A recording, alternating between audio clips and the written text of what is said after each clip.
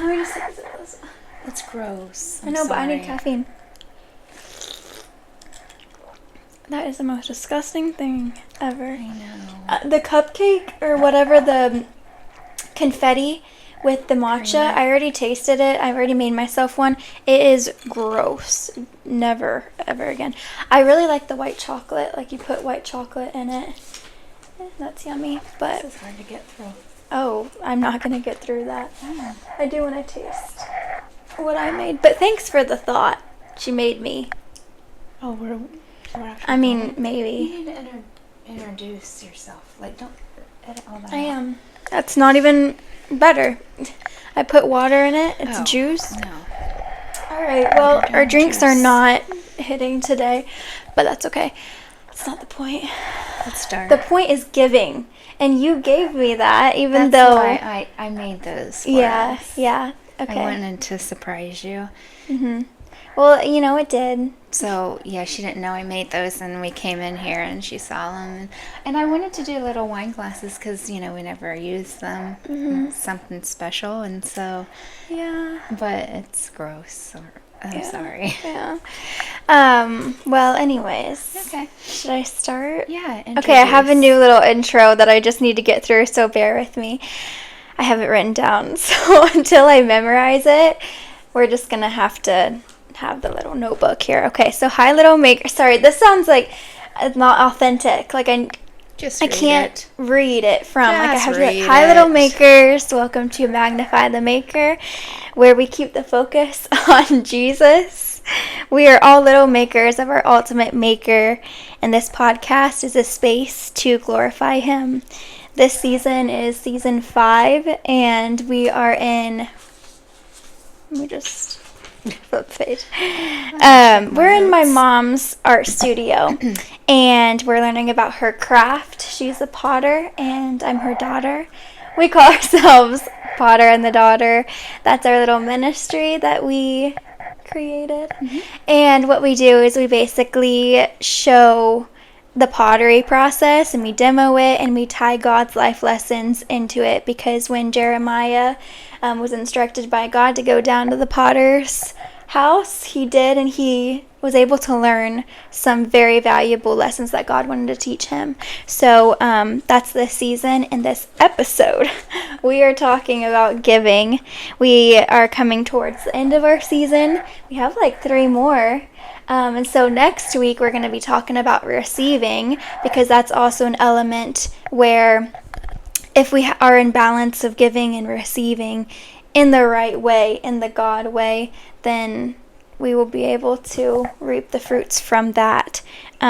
So we can explain a little bit more about what this episode all entails, giving. Giving. So I have some stories to... I do too. Okay. I came with some stories. Okay.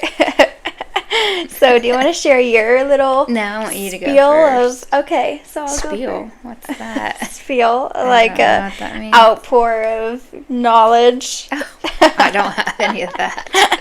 That is for sure. Yeah, obviously you needed to Well, prepare. Thank goodness for the word and the scriptures, because that's the truth. Yeah. I can always rely on that. Yeah. Yeah. All right. So wait, can we just like not start right yet? I feel like you just need to talk to me. Yeah. We haven't really talked today. So how's your day going? It's actually pretty good. Stop drinking that. I'm thirsty. Ugh.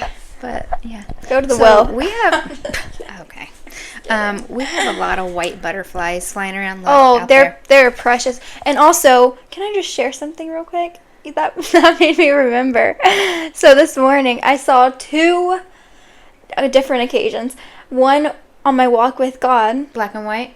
Black and white with black and blue. Black and Why did I say blue. black I and don't know. white? I don't know. Because I saw the white. Black and blue, but on the edges, the little tips of her wings, there was brown, like gold. And she was just hanging out. And so I sat down on the driveway and I was hanging out with her and talking to God. And then as I was walking to the art studio, your art studio, I saw another black and blue one, but without the gold tips. So there's multiple butterflies around our property, which is amazing. Yeah. A lot of the little white ones fluttering around this year. Yeah. I love butterflies so much. They're just like a reminder from God that He's here. And they're so intricate. Yeah. Like, and the fact that, like, they open up and it's basically symmetry, right? Like, you know how, like, in elementary you would, like, paint something and then the art teacher would, like, make you take the paper and smash it over and then you would open it and it would be the same design. Like, it kind of mimics, you know, the butterfly idea. And that's all God. Like, He is so perfect. So intricate. And He's so intricate. And, like, it definitely is not human, because if I were to try to even be symmetric and even, like, drawing or anything like that, I couldn't.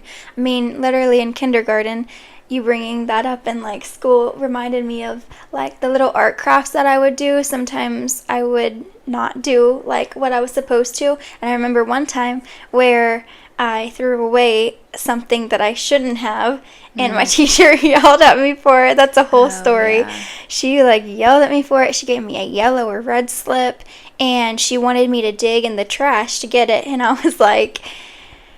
It was like clippings. Like, you were supposed to cut out the clippings. They fell on the floor and they got kind of lost. And and then you just, like, picked them up, threw it in the trash. Yeah. And she wanted you to go through the trash to find those specific And I said, shapes. and me being, like, kind of sassy too, like, as a young kindergarten girl, I was like, but I didn't really say it, like, super sassy.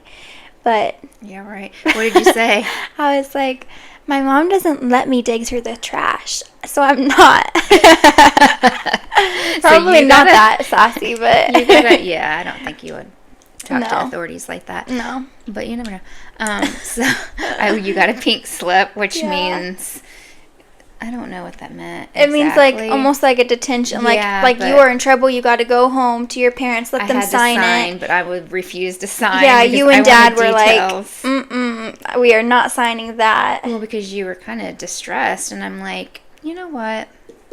I am not going to show my daughter that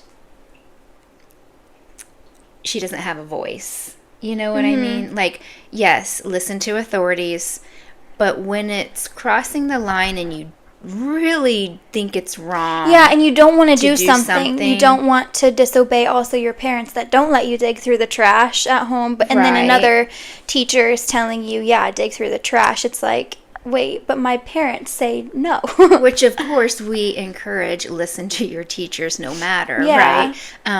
But there was a degree of, like, she really felt that was the wrong thing to do. So I wanted you to have a voice. So if I just signed it and said, take that back to the teacher and it was over with, it would have been fine, whatever. But I think that built some character in me too, though. We set up a meeting to get her side and your side. And then lo and behold, the principal shows up with this conversation. It was the whole kind thing. Of bigger than what it really needed to be. Yeah, I was a little kindergarten girl. Like, it was made out to be way bigger. That teacher had it out for me. Yeah, we've heard more about the teacher from other people. But anyways, it did build some character in me, because I now know, like, okay, if I don't want to do something that is contrary to my beliefs or, like, whatever, then I don't have to. That is true. I can listen to, like, my parents, my Father up in heaven, so it built some, like, I don't have to be walked all over, just, like, do whatever the world tells me to do, so... Yeah.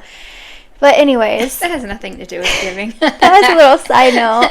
Our butterfly. Yeah. Our project turned into. That just reminded me of, like, even if I was, like, instructed to do something, like, okay, cut this or cut that, or, like, build something with symmetry, I'm like, I can't do that without God. Yeah, it just shows how how God really cares for us. I mean, if he cares enough to make a butterfly that beautiful and that intricate, and how many species of butterflies are there? I mean, oh my goodness. Yeah, and they're so beautiful. Yeah, and he delights in creating us that beautiful, but we tend not to think we are. And that's sad.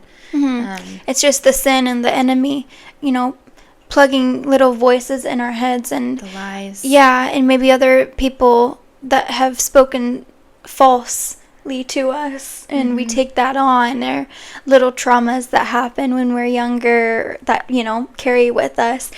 And so anyways, Yeah, I think of teaches us not to butterflies. compare. I really do think that butterflies resemble the Spirit of God, because they just they flutter and they go here, there, everywhere. They're They everywhere, move, yeah. and they're so graceful and peaceful, and just I think that I'm always reminded of the Spirit of God is here, the presence of God is here, when I see butterflies. But yeah, this morning, yeah, that was really cool that we kind of both saw the butterflies. Yeah. Yeah. Yeah, I also think of the sunset and the sunrise, and how, the sky is just different every single night. And I think that's just kind of like his artwork, his daily artwork. Yeah, he is just so intentional, and I've been reading about his different names, and the other day I read about Elohim, and how in Genesis 1 you can really read about oh, he is the one that created everything. And yeah, I mean, I've read it so many times, but each time you read a passage, even though you've read it so many times, it's a different type of feeling. You take something different from it, and it's just it proves that the word is truly life-giving. It's not dead. It's very much alive. The words are alive. And it's because God breathed on it. God breathed. And so this morning I actually read about how, Adam, he was made from dust, and he came alive from God breathing into his nostrils. And it's life-giving. And so I was just reflecting on, all of God's names that I feel like he's inviting me to call him, because I've never felt really invited to call him Elohim, Yahweh. And each day in the season that I'm in, I'm learning about it and each name, and it's really cool, because how you're friends with somebody that has a bunch of nicknames, and once they say, hey, you can call me whatever, Maddie, even though I'm called Madeline, that's my full name, it's an invitation to be I know you personally, and I want you to know me personally too. So that's been really cool. And I just read about how he is so intentional about what he makes. I mean, he's the best. I love that. I love that you felt invited to be hey, call me by my nickname, Yeah, yeah, because I've never really felt, I mean, of course, I've known that he has different names, and I've felt oh, one day I'll learn all of them and stuff, but it's not until now where I really feel this grace in learning about it. So I thought it was pretty awesome when I learned that one of his names was Yahweh, and how it is almost like a breath. It's like Yahweh. It's what? That is breath. That is his breath. That is his breathing. I learned about Yahweh this morning, actually, and it's I am who I am, and all of that entails, and I looked at different scriptures in Exodus and in Genesis where he instructs Moses to call him Yahweh, and almost every time afterwards or before, it's so many I will statements. I will lead you through. I will do this. I will do that. And so consider it done. Consider it finished, because I am who I am. He is a promise fulfilled. And so that gives me so much comfort. And this morning I was just wow. And to think back to how we came alive, he had to breathe into us. We had to inhale him, and the fullness of I think I was thinking about this morning. I think some people, it wasn't until recently that I'm like, wow, I want to inhale fully what he has for me, like fully life. And some people will inhale just slightly life, and it's like almost like a 1 foot in, 1 foot out type of thing. When you do, it's like you don't embrace God fully. And I think that's really amazing how Yahweh, it's an invitation to fully inhale him. Exactly. And it reminds me of, we go out through our day not paying attention to our breath, and we all really have short breath. We're always breathing very short, but like when we pay attention to it, we're like, oh wait. Yeah. That longer held breath is like relaxing, and it's almost like relieving some stress. And when somebody has a panic attack, it's always recommended to like slow your breath down and take that deep breath in and hold it for about 5 seconds and then let it out, and just to calm the nervous system. And it is really he cool. Designed it that way. Yeah, and that's amazing how crazy. Like the God that we serve designed it that way for us, to care for us. And it's really him inviting us to just get the focus on him again. And that can't be overlooked. No.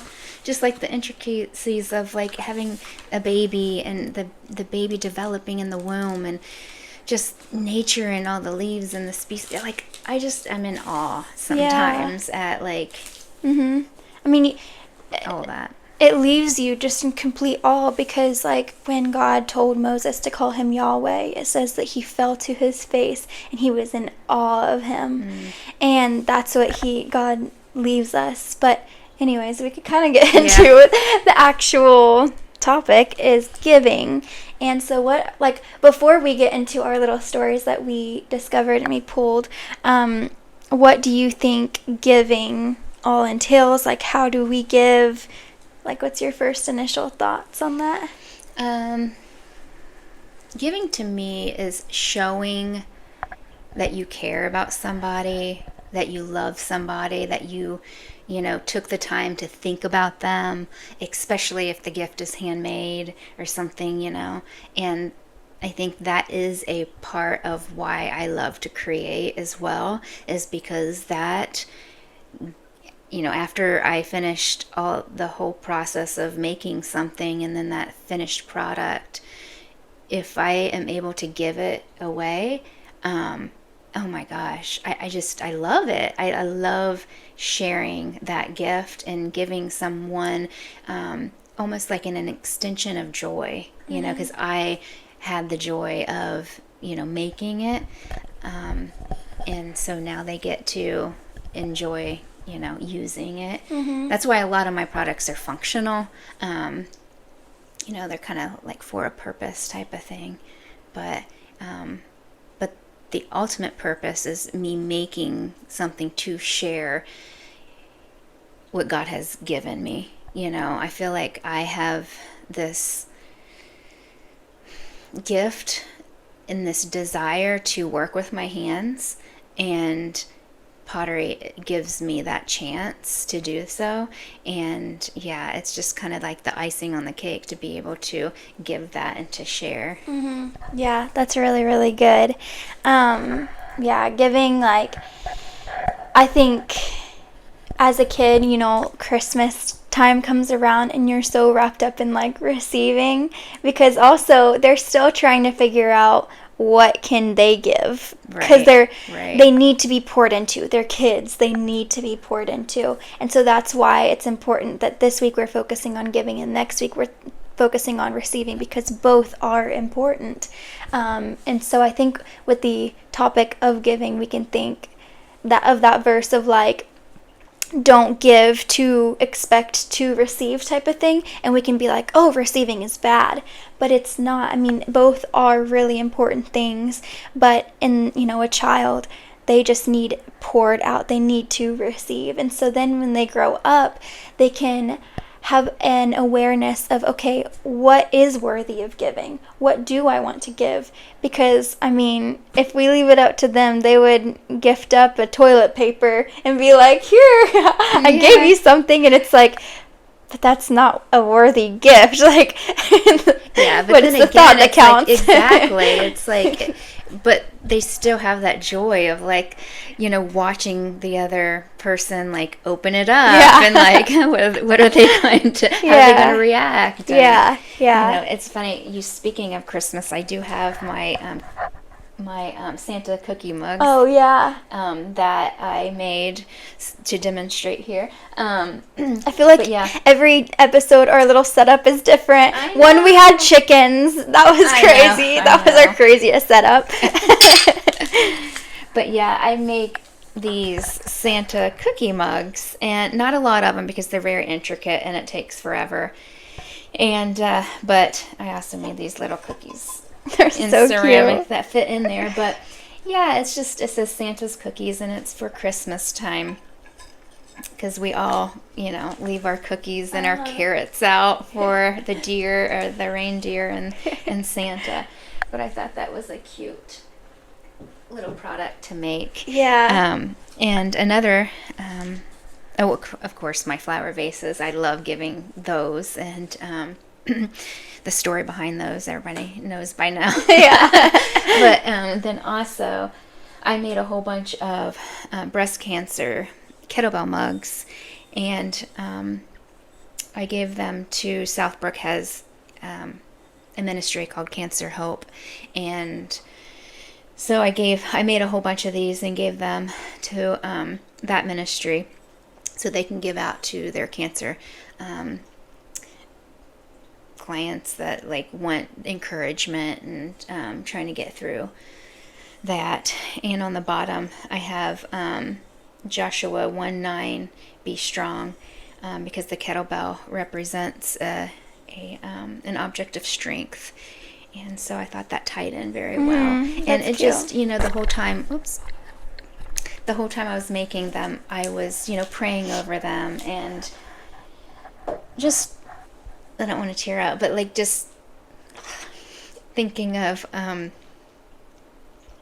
the people who are going through such a scary time that I can. Sorry. Oh.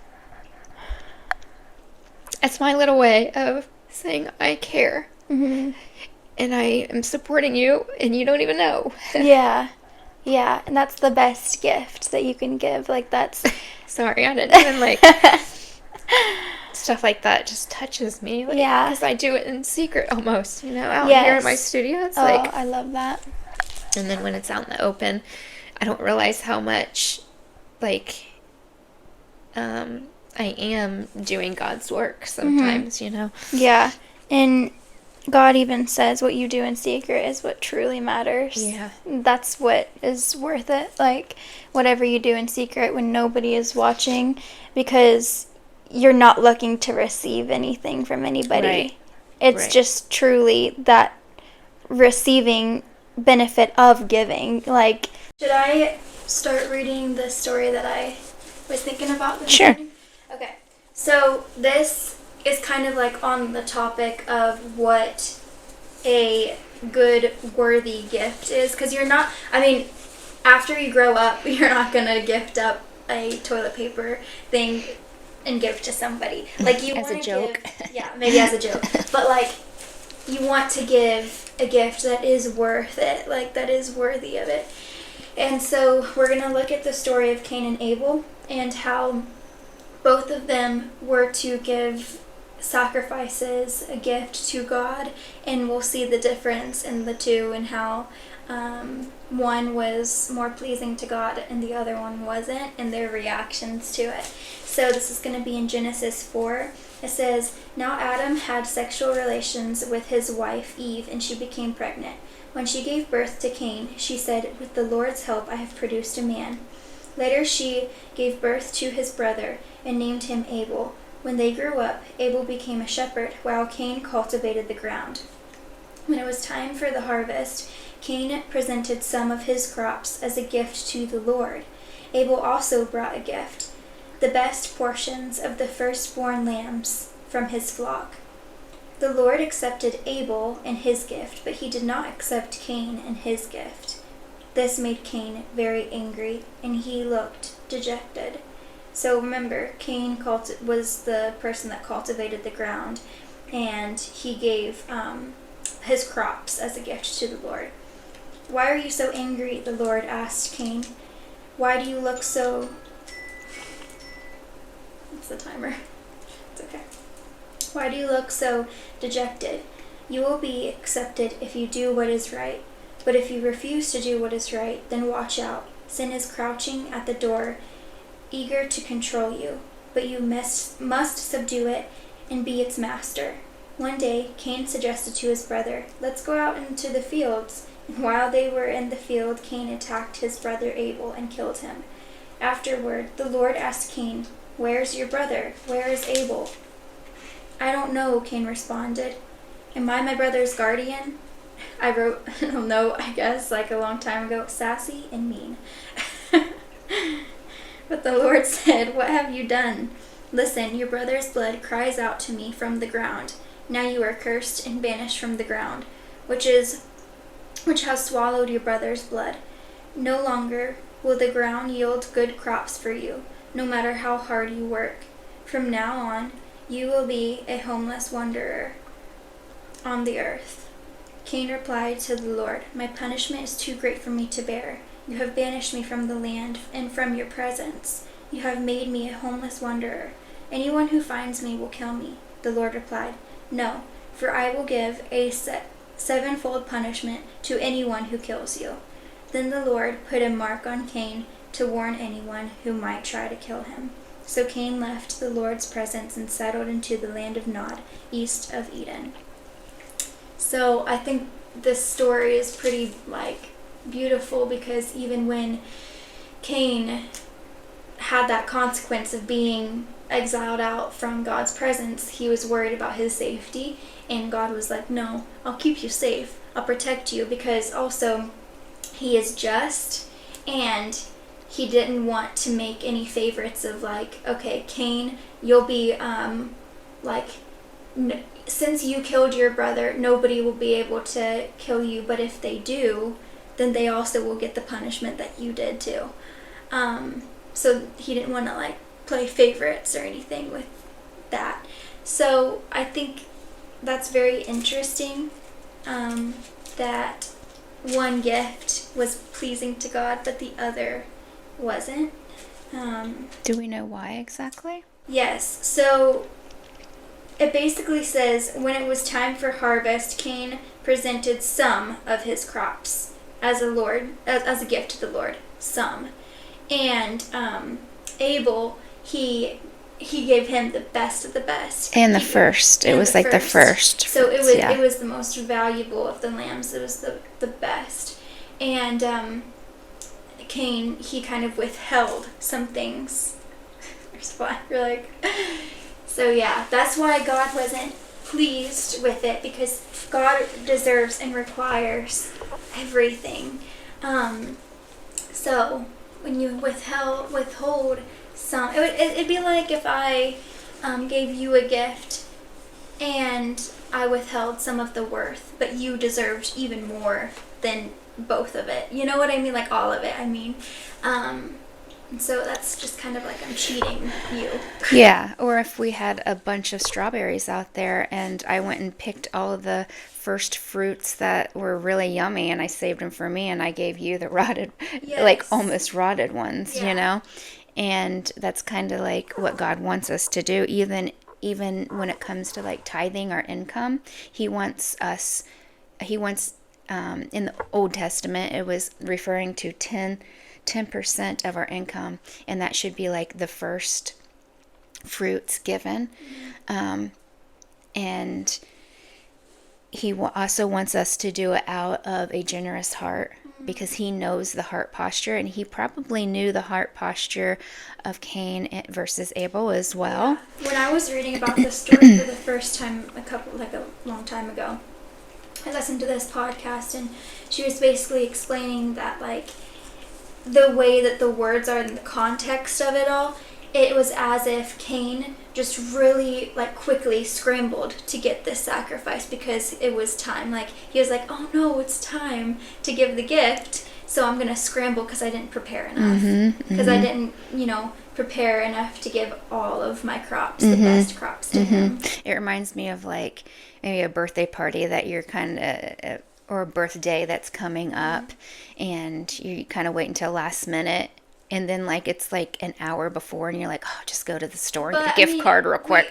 We've all done that. We've all done that, but it doesn't mean as much. You're not as excited to have that person open the gift because you're like, just a gift card that I just picked up, versus gosh, if a month ago you like handmade something, you're like, oh, I can't wait for them to open it and really enjoy this. Yeah, you'll get more of the benefits from that giving. Yeah. So really, giving is for us. No, just kidding. That's not the point. I'm just kidding. There is one thing that scripture that I pulled, 2 Corinthians 9:7. Each one must give as he has decided in his heart, not reluctantly or under compulsion, for God loves a cheerful giver. So that's kind of what we're talking about, like the compulsion, like, or if you're feeling like, if you're in church and you're feeling like, oh, like, I'm just going to give it like right now, like, that compulsion of like, but after, the next Sunday comes around, you're like, no. Your heart posture is not like in a giving state of mind. It's just out of compulsion that day, or, I really think that God knows our hearts, and if it's coming from a generous heart or not. Yeah, and if you're honest with yourself, like I am honest, I'm not the most generous, but like I think everybody can be more generous, just like how Jesus's heart is generous. Because if it's if he came down, and it's the fact that his heart was as pure as can be, as generous as can be, and it's evident that everything that he did flowed from a generous heart. And so if we are meant to be Christ-like, and ask God to keep on cultivating our hearts to be Christ-like, then that also means that our hearts before Christ are not generous, and they're pretty selfish and prideful, and we can still have that as we go on our walk with God. We can still have some of that. We can have some bitter roots in our hearts, but I think God really wants us to ask and be willing to get those bitter roots out, and so he can really cultivate a generous garden. And I know I just joked about it's for us, but it's ultimately to be able to share God's love, because as we give something away, we are essentially sharing God's character, his love, and that is why we're here, to show like who he is, so that other people can have relationship with him and crave that father, figure. Yeah, I'm reminded of when Jesus told his disciples, whatever you do to the least of everybody's what you are going to do to me. So it's like, whatever you do to the least person that you deem worth it, or, like out of your friends and stuff like that, or people you're like, maybe it's the one that you do scramble to go get that gift card because they're not worth it as much as the other person in your mind. That's what you're doing to Jesus. And that's like, I'm not just saying that, that's scripture, that's what Jesus is saying. And so that's also can be a catapult into inspiration for you to be like, okay, what would I do, or how would I act to the least of the people around me? That's a good point. And let me do something about that, because that's how I'm treating Jesus. That reminds me of, like, it doesn't have to be this, thoughtful gift or something you've spent so much time on necessarily. It can also be a compliment, which you are super good about that out in public and stuff. But I do remember being at a really, I don't know if it was like a Reds game, Bengals game, like it was just like a stadium, and everybody was going in and out of the bathrooms like we were all packed in sardines, and there was a worker woman there, cleaning the restrooms as people were going in and out. And I noticed her and I said, thank you, to thank her for cleaning the bathrooms. But then I said that and I'm like, does she know what I meant by that? I said, thank you. But I don't, who knows if if I don't know, but I just said thank you, and she was probably like, "What? What are you talking about, lady?" But my heart posture was like, I was grateful for her to be there, doing that role when everybody's out celebrating and coming and going and not even paying attention to her. Yeah. And so that reminds me, like, pay attention to, the people who are cleaning the seat you're sitting in type of thing. Yeah, true. That's a good point.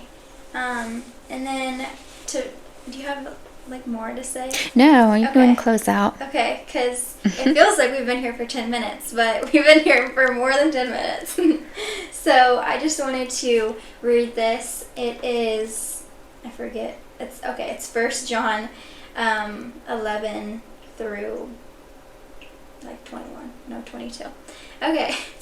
This is the message you have heard from the beginning. We should love each other. We must not be like Cain, who belonged to the evil one and killed his brother. And why did he kill him? Because Cain had been doing what was evil, and his brother had been doing what is righteous. So do not be surprised, dear brothers and sisters, if the world hates you. If we love our brothers and sisters who are believers, it proves that we have passed from death to life. But a person who has no love is still dead. Anyone who hates another brother or sister is really a murderer at heart. And you know that murderers don't have eternal life within them. We know what is real love because Jesus gave up his life for us. So we ought to give ourselves up to our brothers and sisters. If someone has enough money to live well and sees a brother or sister in need but shows no compassion, how can God's love be in that person? Dear children, let's not merely say that we love each other. Let us show the truth by our actions. Our actions will show that we belong to the truth. So we will be confident when we stand before God, even when we feel guilty. God is greater than our feelings, and he knows everything. Dear friends, if we don't feel guilty, we can come to God with bold confidence, and we will receive from him whatever we ask because we obey and do the things that please him. So that also kind of ties back to what we were talking about Yahweh in the beginning, is like if you truly inhale the fullness of God's love in his life, then you'll be able to exhale with the generosity and gift giving. And even it might not be the gifts, it might be the availability that you give people, it might be the time that you give people that is generous. It doesn't have to be a material thing, it can be your resources, your talents, your time. Yes. Time and effort and intention, even prayers that you intercede on other people's behalf. Yes. So there's different ways to give, and it just doesn't have to be material things. So yes, breathe God in and exhale him out.